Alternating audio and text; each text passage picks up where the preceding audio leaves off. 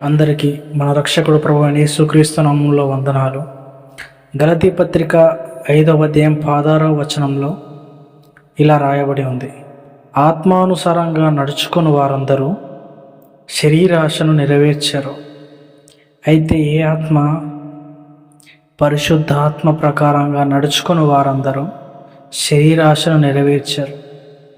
అయితే ఆత్మానుసారమైనవి ఏంటో తెలిస్తే శరీరాశను నెరవేర్చకుండా మనం ఉంటాము. అయితే ఆత్మానుసారమైనవి ఏంటివి? గలతీ పత్రిక 5వ అధ్యాయం 22వ వచనంలో ఇలా రాయబడి ఉంది, ప్రేమ, సంతోషం, సమాధానం, దీర్ఘశాంతం, దయాళుత్వం, మంచితనం, విశ్వాసం, సాత్వికం, ఆశానిగ్రహం. ఇవి ఆత్మానుసారంగా నడుచుకునే వారందరూ వీటి ప్రకారంగా నడుచుకోవడానికి ప్రయత్నిస్తూ అలవర్చుకున్న వారు ఉంటారు.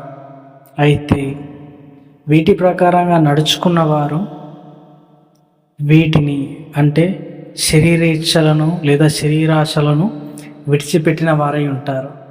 అసలు ఈ శరీరేచ్ఛలు లేదా శరీరాశలు ఏంటియో చూద్దాం.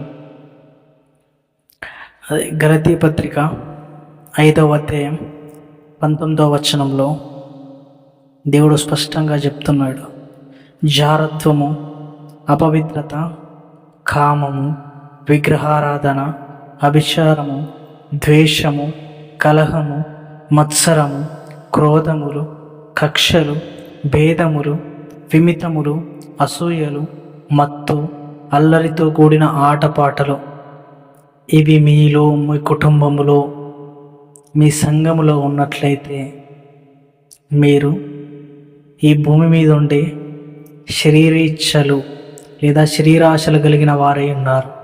ఆత్మానుసారంగా నడుచుకునేవారు వీటిని జరిగించరు. ఆత్మానుసారంగా నడుచుకునే ప్రతి ఒక్కరూ వారి ఆలోచన అంతయు దేవుని వైపే ఉంటుంది. ఈ చిన్ని మాటలు దేవుడు దీవించి ఆశీర్వదించునుగాక. ఆమేన్.